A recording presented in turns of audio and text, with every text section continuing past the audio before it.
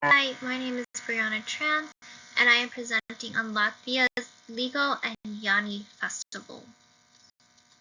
What are the Ligo and Yani festivals? I will first explain that the Midsummer Festival is not completely unique to Latvia. Due to its geographical location along the Baltic Sea, Latvia is highly influenced by Slavic, Germanic, and Nordic cultures. That means similar festivals are celebrated in those very same regions. So, again, what are the Ligo and Yani festivals? The Ligo and Yani festivals are collectively known as the Midsummer Festival. Ligo is celebrated on the 23rd of June and Yani on the 24th of June. Despite these two being completely separate festivals, they are generally combined into one celebration that essentially goes all night long. It is often called the longest night of the year because people are encouraged to stay up until the sun rises again. Originally, these festivals were celebrated on the 21st of June, also known as the summer solstice, where day and night are equal in length.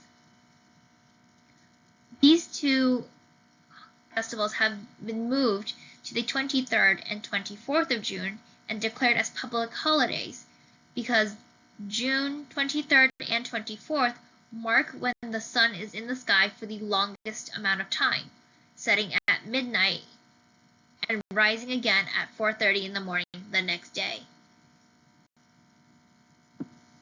What is the Midsummer Festival? It is a pagan celebration of fertility and renewal. These festivals were nearly erased completely because of the rise of Christianity and the Soviet takeover of Latvia. They were brought back in the 1990s when Latvia reclaimed their independence and are celebrated every year with pride despite Latvia being a Christian nation today. In fact, people often travel throughout the celebrations to pass on the blessings to as many farms as possible so that their fields, cattle, and youth could be blessed with good luck and health. It is also believed that by participating in the festivities, you are opening yourself up to protection from bad luck and welcoming good health through the blessings of nature itself. The most of these celebrations can be found in the countryside, where there are plenty of space for all attendees.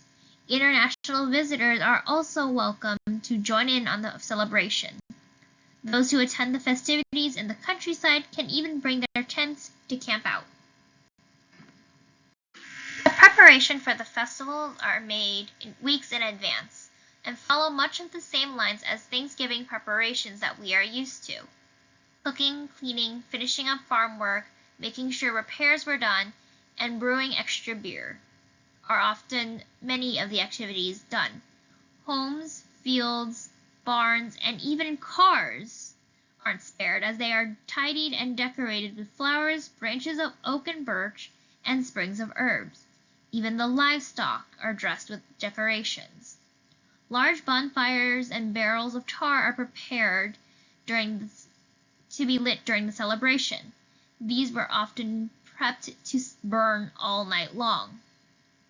Wreaths of flowers and branches are also made to be worn by attendees. Women wear floral wreaths of wildflowers and grasses, regardless of their marital status, and men wear wreaths of oak branches and leaves. You may be wondering why I noted that women can wear floral wreaths regardless of marital status. Well, it's because it is societally inappropriate for married women to wear a wreath any other time of the year. It is only during these festivities that it is unnecessary to know who exactly is married and who isn't. The men wear oak wreaths to represent the strength of an oak tree. The wreaths are worn during the festival can be kept as physical blessings for the year. Gathering herbs is also highly encouraged during the celebrations as the herbs gathered are believed to have the strongest effect for medicinal purposes. Food you can encounter varies on where you decide to join the festivities. If you are in the countryside where the festivities are the most exciting, you can encounter caraway cheese, a type of cheese flavored by caraway seeds, savory pastries that are often baked by the hostess, alcohol, commonly a type of rye beer that is brewed by the host, and plenty of grilled meat paired with rye bread.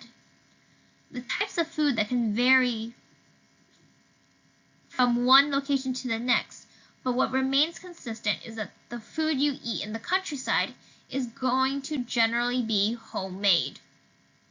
In the cities, the festivities are celebrated with keg parties where drinking and rock music festivals are abundant, but don't worry about missing out on the foods you can find in the countryside.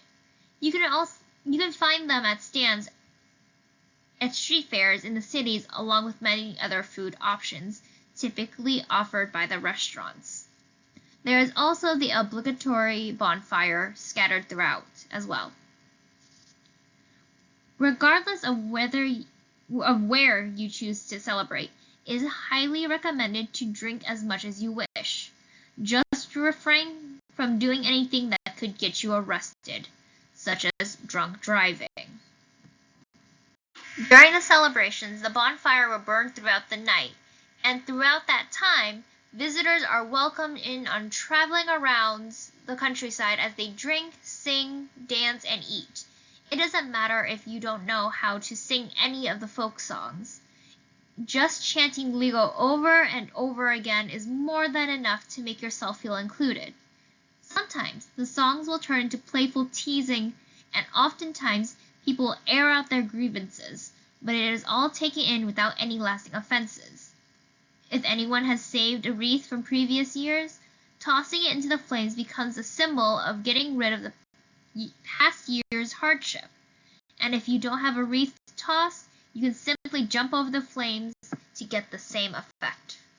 This is not me making an attempt to drag out time, but a genuine apology for my laptop fan.